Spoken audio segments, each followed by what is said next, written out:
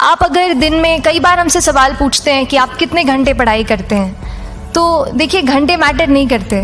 कोई 17-18 घंटे हमें नहीं पढ़ना है, उतना हम पढ़ भी नहीं सकते। एक दिन पढ़ सकते हैं, दूसरे दिन नहीं पढ़ पाएंगे। 5 से 6 घंटे ही आपको देने हैं या उतने निकालने हैं, पर वो जो वक्त आप अपनी पढ़ाई को देते हो वो कंसिस्टेंटली आपको रोज़ उतना ही अपने पढ़ाई को देना है। Consistency is the key, that is the first and the most important thing जो आपको ध्यान में रखनी है।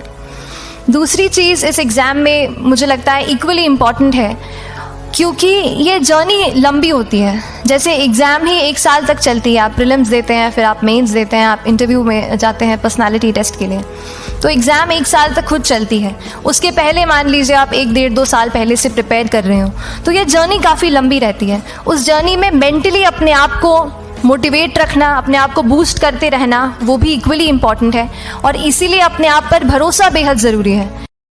इतना क्यों परेशान हो रहा है? किसी का कभी भी पूरा सिलेबस नहीं हो पाता है, चाहे कोई टॉपर ही क्यों ना हो। बिलीव मी, कुछ ना कुछ आखिरी में छूट ही जाता है हमेशा। पर एक बात बताऊं, कम पढ़कर भी जो बच्चा फोड़ के आए ना, उसे एक लेजेंड कहते हैं, और तू एक लेजेंड है।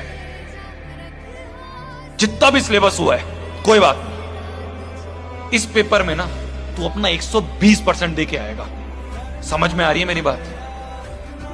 तेरे को पता है तुझे अच्छे मार्क्स क्यों लेके आने हैं? तुझे अच्छे मार्क्स इसलिए नहीं लाने कि तुझे सबको दबाना है, बल्कि इसलिए लाने हैं जिससे कोई तुझे दबा नहीं। जो सही लगता है ना वैसे पढ़ाई करो। नींद आ रही है ना तो उसका एक इलाज है, नींद ले लो। अब नींद आएगी तो फिर पढ़ तो वैसे ही नहीं पाओगे, तो नींद ले लो 1 घंटे की, फिर उठ के पढ़ लेना, है ना। नींद नहीं आने की कोई दवाई होती तो मैं ले लेता ना भाई सबसे पहले। अब कुछ मतलब पूछेंगे कि याद नहीं होता, तो याद होने की दवाई होती तो मैं खा लेता सबसे पहले। वो तो बार बार पढ़ने से होगा ना याद। और नींद नहीं आ रही है तो फिर वो कई लोग होते हैं ना, बोलते हैं हाथ मार के पढ़ते थे, वैसे काम मत कर लेना बेवकूफ वाले, है ना। समझदार हो, दिमाग काम करता है ना तभी पढ़ाई होती है। साइंस के हिसाब से चलो। साइंटिफिक टेम्परामेंट की सबसे बड़ी कमी है हिंदी मीडियम में अपने में, सबसे बड़ी कमी है, सही बता रहा हूँ, ये मैंने देखी है। किसान फिर धरना पर बैठे हैं। वो कह रहे हैं कि वादा खिलाफी हुई है। किन वादों का वो हवाला दे रहे हैं? किन वादों को सरकार ने पूरा नहीं किया? एमएसपी को सर लीगल करने की जो मांग थी उनकी, तो सरकार अभी एमएसपी को लीगल करने के पक्ष में नहीं है। क्या तर्क है सरकार? सर सरकार का ये तर्क है कि एमएसपी हमेशा से एक नीति रही है, उसे कभी भी लीगल करने की बात नहीं की गई है। अगर सरकार एमएसपी को लीगल कर देती है तो इससे सर गवर्नमेंट पे बहुत ज़्यादा फिजिकल बर्डन पड़ेगा, और सरकार चाहती है कि हम किसानों के आय को, उनकी लागत को कम करके R&D में निवेश करके बढ़ाएं।